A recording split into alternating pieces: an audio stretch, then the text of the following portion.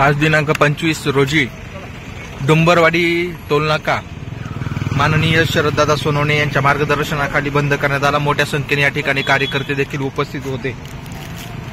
कार्यकर्त्यांनी मिळून डुंबरवाडी टोलनाका तसेच या कल्याण नगर महामार्गावर चालू असलेले काम खूप मोठ्या समस्या या ठिकाणी उद्भवतात।